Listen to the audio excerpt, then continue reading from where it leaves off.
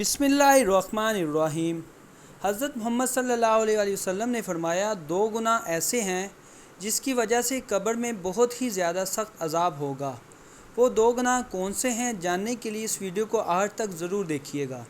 انسان گناہوں کا پتلا ہے، اس سے ہر وقت چھوٹے بڑے گناہ سرزد ہوتے رہتے ہیں۔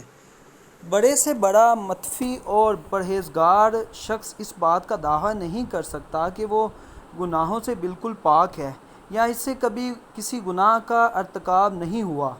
لیکن ایک مومن اور غیر مومن میں فرق یہ ہے کہ مومن جب کسی گناہ کا مرتکب ہوتا ہے تو وہ فوراً اپنے رب کی جانب لپٹتا ہے اور اس سے مغفرت طلب کرتا ہے، جبکہ غیر مومن ایسا نہیں کرتا۔ اس کو حضرت عبداللہ بن مسعود رضی اللہ عنہ نے اس طرح سے فرمایا ہے، مومن اپنے گناہوں کو یوں دیکھتا ہے جیسے وہ ایک پہاڑ کے دامن میں بیٹھا ہوا ڈرتا ہو کہ وہ اس پر اگر نہ پڑے، اور فاجر اپنے گناہوں کو ایسے دیکھتا ہے گویا ایک مکھی تھی جو اس کی ناک پر بیٹھ گئی تھی اور جیسے اس نے ہاتھ ہلا کر اڑا دیا۔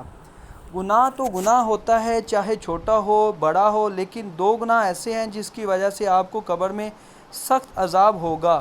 وہ کون سے گناہ ہیں، ہم آپ کو اس ویڈیو میں ضرور بتائیں گے۔ پیارے محمد صلی اللہ علیہ وآلہ وسلم نے ارشاد فرمایا وہ ایک قبر کے قریب سے گزرے۔ دو قبریں تھیں۔ آپ صلی اللہ علیہ وآلہ وسلم نے فرمایا کہ ان دونوں میں عذاب قبر ہو رہا ہے۔ آپ صلی اللہ علیہ وآلہ وسلم نے فرمایا کہ ایسا گناہ نہیں جس کی لوگ بڑا سمجھتے ہوں، بلکہ ایسا گناہ ہے جو کہ بہت چھوٹا سمجھا جاتا ہے، اور اس گناہ کی وجہ سے ان کو عذاب قبر ہو رہا ہے۔ ناظرین، اللہ پاک کبھی بھی انسان کو صغیرہ گناہ کرنے پر آگ کا عذاب نہیں دیتے۔ تو حدیث شریف میں آتا ہے کہ بڑے گناہ کی وجہ سے نہیں ہو رہا، چھوٹے گناہ کی وجہ سے ہو رہا ہے، بلکہ ایسا بڑا جس کو لوگ بڑا سمجھتے ہوں۔ تبھی آگے حدیث میں آیا کہ خبردار، یہ بہت بڑے دو گناہ ہیں۔ ناظرین، ہماری یہ غلط فہمی ہوتی ہے، بعض اوقات بہت سے گناہوں کو ہلکا سمجھتے ہیں، لیکن اللہ کی نظر میں دو گنا بڑے ہوتے ہیں۔ ہم بڑا سمجھتے ہیں زنا کو، یقیناً یہ بڑا گناہ ہے۔ ہم بڑا سمجھتے ہیں شراب کو، یقیناً یہ بہت بڑا گناہ ہے۔ ہم بڑا سمجھتے ہیں قتل کرنے کو، یقیناً یہ بہت بڑا گناہ ہے۔ نماز قضا کرنا بہت بڑا گناہ ہے۔ شرک کرنا، والدین کو اذیت دینا، لیکن کچھ گناہ ایسے ہوتے ہیں جو ہوتے تو بہت بڑے ہیں لیکن سمجھے جاتے ہیں چھوٹے۔ تو اسی لیے آپ صلی اللہ علیہ وسلم نے فرمایا کہ ان دونوں قبروں کے اندر ان دونوں اشخاص کو ایسے دو بڑے گناہوں کی وجہ سے عذاب ہو رہا ہے جن کو یہ چھوٹا سمجھتے تھے۔ ان میں سے ایک، یہ پیشاب سے نہیں بچتے تھے، پیشاب سے احتیاط نہیں کرتے تھے۔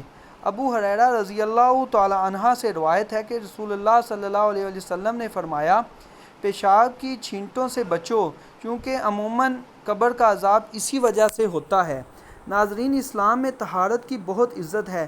کہیں بھی کھڑے ہو کر پیشاب کر دیا، چھینٹیں پڑ رہی ہیں اور آپ کو کوئی فکر ہی نہیں، ایسے نہیں۔ رسول پاک صلی اللہ علیہ وآلہ وسلم نے ارشاد فرمایا کہ ان کو، یعنی ایک شخص کو عذاب کیوں ہو رہا ہے، یعنی پیشاب سے بے احتیاطی کی وجہ سے۔ اسلام ہمارے اندر کی صفائی بھی اور باہر کی صفائی بھی بہت ضرور دیتا ہے، لیکن ایک بات خوب یاد رکھیں، آپ طہارت کے معاملے میں کہیں وہی نہ ہو جائے، شک میں نہ پڑ جائیں۔ واش روم کے اندر اتنا تھوڑا سا خیال کریں کہ آپ کو چھینٹیں نہ پڑیں، اتنا زیادہ نہیں کہ آپ واش روم سے نکلیں رہے ہوں اور سوچیں کہ کہیں آپ کو چھینٹیں تو نہیں پڑ گئیں۔ حضرت زین العابدین کا نام آپ لوگوں نے سنا ہوگا۔ وہ بہت بڑے بزرگ گزرے ہیں۔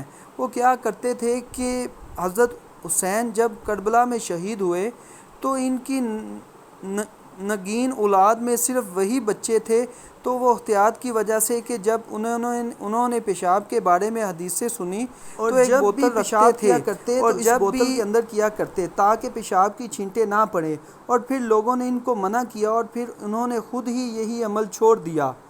ناظرین، بس اتنی احتیاط کافی ہے کہ واش روم میں بس ایسا نہ ہو کہ آپ لوگ وہی وہم میں پڑ جائیں، احتیاط کریں کہ کھڑے ہو کر پیشاب کرنا بالکل غلط ہے۔ جو لوگ ایسے کرتے ہیں ان لوگوں کو روکا گیا ہے اس عمل سے کہ بہت باریک باریک چھینٹے اگر آپ کو پڑ جائیں تو علماً کہتے ہیں کہ وہ آپ کو معاف ہیں، چنانکہ ان سے بچنا ممکن نہیں ہے۔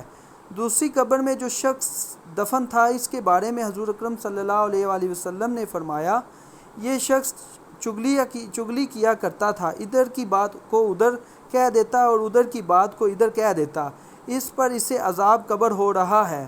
اس سے پتہ چلتا ہے کہ جب لوگ چگلیاں کرتے ہیں تو یہ صغیرہ گناہ کے مرتب نہیں۔ ہمارے ہاں زنا کو تو بڑا سمجھا جاتا ہے، شرابی کو بھی برا سمجھا جاتا ہے، لیکن چغل خور کو کچھ بھی نہیں سمجھا جاتا۔ چغل خور ایسی لڑائیاں کرواتا ہے کہ آپس میں محبتوں کو نفرت میں تبدیل کر دیتا ہے، ورکرز کو اپنے پاس سے لڑوا دیتے ہیں گا، بھائی کو بھائی سے لڑوا دے گا، شوہر بیوی کو سے اور بیوی کو شوہر سے لڑوا دے گا۔ یہ سب مسائل کیا ہو رہے ہیں؟ لگائی بجھائی والے ہیں۔ تو چغل خور کے بارے میں قرآن پاک کیا